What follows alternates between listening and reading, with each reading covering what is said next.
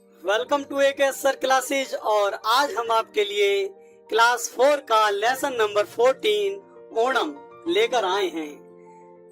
अगर अभी तक आपने हमारा चैनल सब्सक्राइब नहीं किया है तो हमारे चैनल AK सर क्लासेज को सब्सक्राइब करें और साथ ही नोटिफिकेशन बेल को ऑल पर सेट करें ताकि आने वाले वीडियो का नोटिफिकेशन आप तक पहुंच सके। हमारा देश त्योहारों का देश कहा जाता है। यहाँ होली, दिवाली, ईद और तरह तरह के त्योहार मनाए जाते हैं और उन्हीं त्योहारों में से एक त्योहार है ओणम। इसी त्योहार के बारे में यह पाठ है। आइए इस पाठ को पढ़ते हैं और इसके बारे में जानते हैं। भारत को त्योहारों का देश कहा जाता है। यहाँ वर्ष भर त्योहारों की धूम रहती है। ये त्योहार जन जीवन में चेतना, उत्साह और एकता का संचार करते हैं। दक्षिण भारत में केरल राज्य का एक विशेष त्योहार है ओणम। लगातार 3 माह की भारी वर्षा के बाद आकाश स्वच्छ और चमकीला नीला हो जाता है। तालाबों, झीलों, नदियों और झरनों में जल की बहुतायत हो जाती है।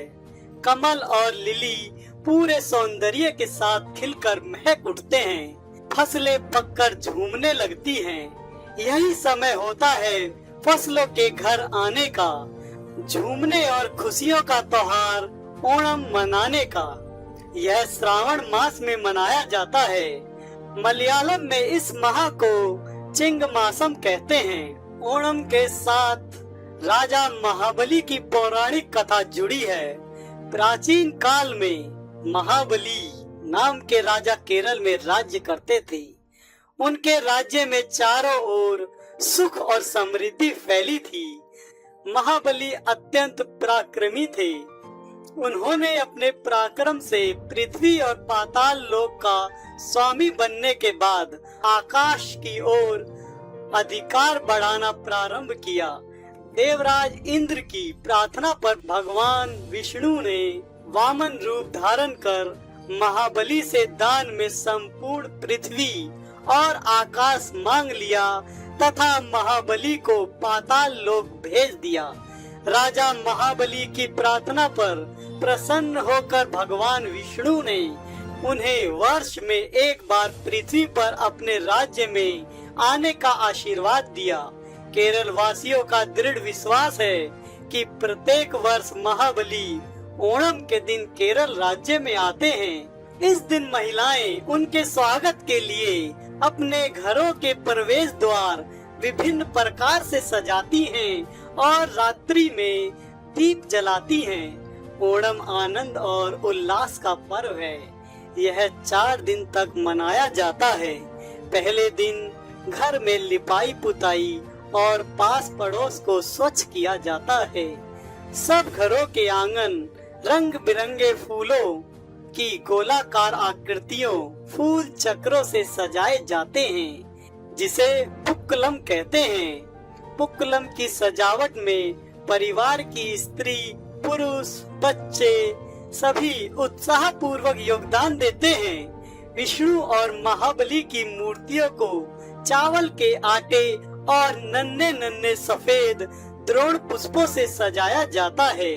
पुक्कलम के निकट दीप रखकर इन मूर्तियों का पूजन किया जाता है। ओणम का पहला दिन सर्वाधिक महत्वपूर्ण होता है। इसे तिरु ओणम कहते हैं। तिरु ओणम पारिवारिक जनों के मिलन, पारस्परिक प्रेम और सहयोग का पर्व है। इस दिन बाहर गए हुए लोग परिवार में लौट आते हैं और उल्लास पूर्वक मिलजुल कर त्योहार मनाते हैं। सभी लोग नए और स्वच्छ वस्त्र धारण करते हैं। मध्याह्न काल में सब एक साथ बैठकर केले के पत्ते पर भोजन करते हैं। यहाँ केले के पत्ते पर भोजन करना अत्यंत पवित्र माना जाता है। ओणम के दिनों में भोजन में विविध प्रकार के पकवान सम्मिलित रहते हैं। इनमें चावल, दाल, पापड़, सांभर, खिचड़ी, उप्पेरी, पकौड़ी, पायसम, खीर आदि मुख्य हैं। धान, नारियल और केला केरल की मुख्य उपजें हैं। विविध पकवान इन्हीं से बनाए जाते हैं। ओणम के अवसर पर खेल और मनोरंजन के अनेक कार्यक्रम आयोजित किए जाते हैं। बालिकाएं और स्त्रियां ताली बजाते हुए समूह में मनमोहक नृत्य करती हैं, जिसे कैकोटिकली नृत्य कहा जाता है।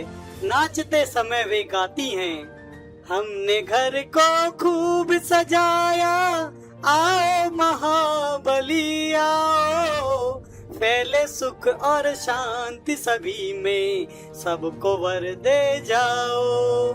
गांव और नगरों में खेल कूद की अनेक प्रतियोगिताएं आयोजित की जाती हैं। इनमें नदियों और निकटवर्ती समुद्र में आयोजित नौका दौड़ सर्वाधिक आकर्षित करती है। दूर दूर के गांवों से सर्पाकार नौकाएं पंबा नदी के तट पर लाई जाती हैं और उनकी पूजा की जाती है। गांव के सभी वर्णों के व्यक्ति विशालकाय नौकाओं में बैठते हैं।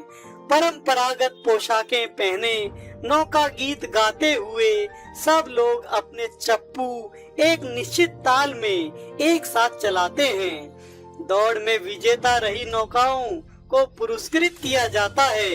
नौका दौड़ देखने के लिए देश विदेश से बड़ी संख्या में पर्यटक आते हैं। माना जाता है कि तिरुओणम के तीसरे दिन महाबली अपने लोक को लौट जाते हैं। इसलिए तिरुओणम के दिन आंगन में बनाई गई कलाकृतियां तीसरे दिन हटा ली जाती हैं, लेकिन अगले 2 दिन तक ओणम चलता रहता है। केरल वासी बीते हुए ओणम की मधुर यादों और अगले ओणम की प्रतीक्षा में पुनः खुशी से अपने कार्यों में लग जाते हैं। तो यह त्योहार केरल राज्य में बड़ी धूमधाम से मनाया जाता है। आपके क्षेत्र में कौन सा त्योहार धूमधाम से मनाया जाता है, हमें कमेंट करके जरूर बताएं।